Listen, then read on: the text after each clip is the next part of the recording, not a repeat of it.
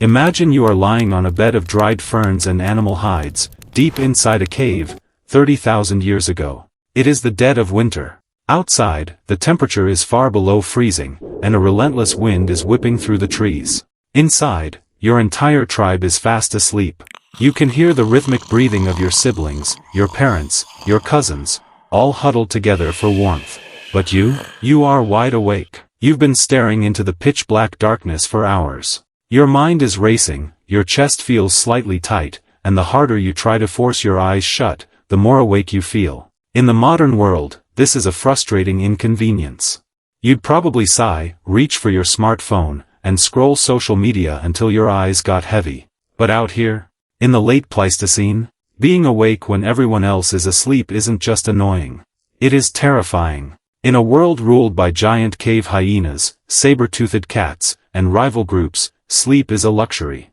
But it is also a state of profound vulnerability. A tired hunter is a dead hunter. If you can't sleep, your survival is actively threatened. So, what did our ancestors actually do when they couldn't sleep? Did they toss and turn in frustration, dreading the next day's hunt? Did they have their own ancient remedies for insomnia? The answer is far weirder than you think, and it reveals that the modern sleep crisis we are all fighting might actually be a massive historical misunderstanding.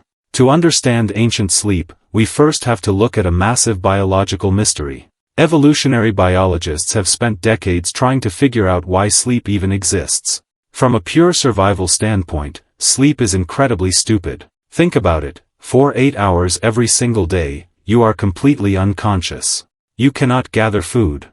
You cannot reproduce. You cannot defend yourself. You are, for all intents and purposes, a motionless piece of meat waiting to be eaten. If natural selection is all about survival of the fittest, why didn't we evolve to stay awake 24/7? The fact that every complex animal on Earth sleeps means that whatever biological maintenance is happening during those hours is so vital that it is worth risking death. But our ancestors didn't just accept this risk. They developed brilliant evolutionary strategies to cheat death while they slept. And the biggest strategy of all? They never slept alone. Sleeping groups offset their vulnerability through shared vigilance. Instead of the whole pack sleeping at the exact same time, what if some individuals slept while others stayed awake? For a long time, this was just a theory. But recently, anthropologists decided to test this sentinel hypothesis by studying a modern group that lives very much like our ancestors. They traveled to Tanzania to study the Hadza people, one of the last remaining hunter-gatherer societies on Earth. The Hadza live in natural conditions without electricity, artificial heating, or clocks. Their lifestyle is the closest living model we have to how our ancestors lived for hundreds of thousands of years. Researchers tracked the sleep of a Hadza community using actigraphy devices. What they found was absolutely mind-blowing. Out of more than 200 hours of sleep tracking over 20 days, the entire group was simultaneously asleep for a grand total of only 18 minutes. Over the course of 3 weeks, there was virtually never a moment when everyone was unconscious. For 99.8% of the nighttime period, at least one person in the camp was completely awake or in a light stage of sleep. And here is the kicker, this wasn't because some people were assigned guard duty. It was because of our biology. This natural security buffer was created by something called chronotype variation, what we commonly call night owls and early birds. The researchers found that in Hadza camps, chronotype varies naturally with age. The teenagers and young adults were the ultimate night owls. They stayed up late into the night, laughing and talking by the fire. Meanwhile, the grandpas and grandmas were the ultimate early birds. They went to sleep early but woke up at 3 o'clock or 4 a.m., long before dawn. Because of this natural, age-based gap, the tribe was automatically protected. The young stayed up late to protect the beginning of the night, and the elders woke up early to watch over the dawn. So, if you are currently lying in bed at 2 a.m., staring at the ceiling and wondering why your brain won't shut off, stop blaming yourself. Historically speaking, you are not broken. You are a sentinel. Your biology is doing exactly what it was designed to do, keeping watch to make sure your family stays safe. But this raises another question. What did these ancient sentinels actually do during those quiet, lonely hours of the night when they couldn't drift off? In our modern, fast-paced world, waking up in the middle of the night is met with immediate panic. We look at the clock, calculate how many hours of sleep we have left, and start stressing about how exhausted we will be at our 9 a.m. meeting. But to our ancestors, waking up was a completely normal, even peaceful, part of the night. In fact, up until the late 19th century, human sleep was universally split into two distinct shifts. Prior to the Industrial Revolution, humans practiced what is known as biphasic or segmented sleep.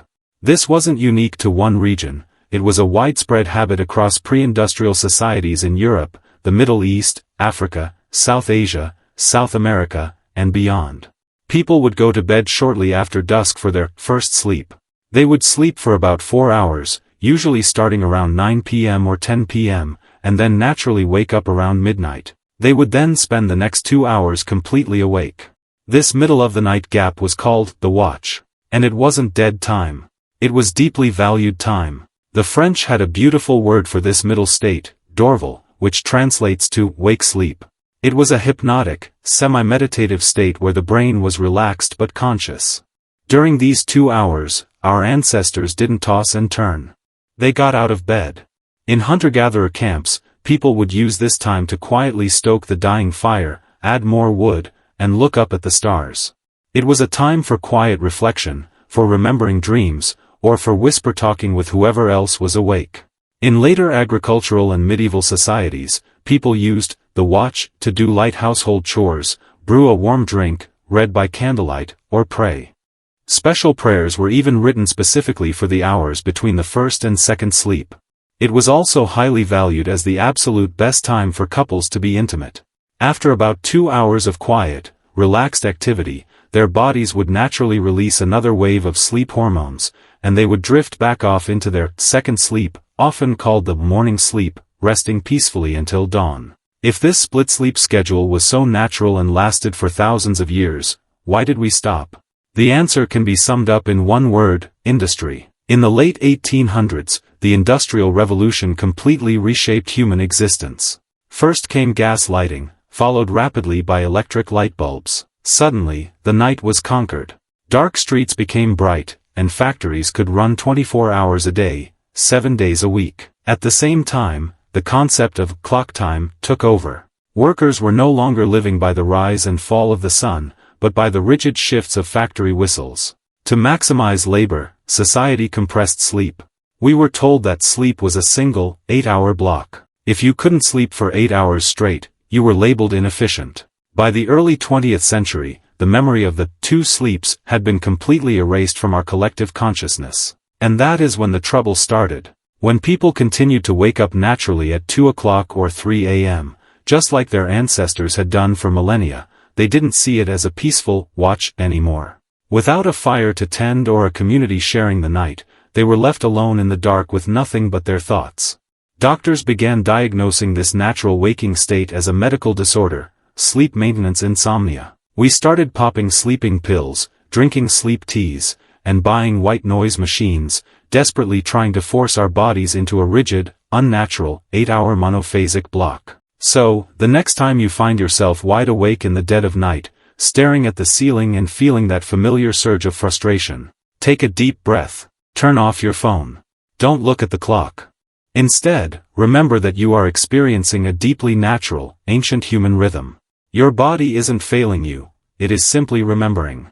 For hundreds of thousands of years, this midnight wakefulness was a sacred, peaceful space.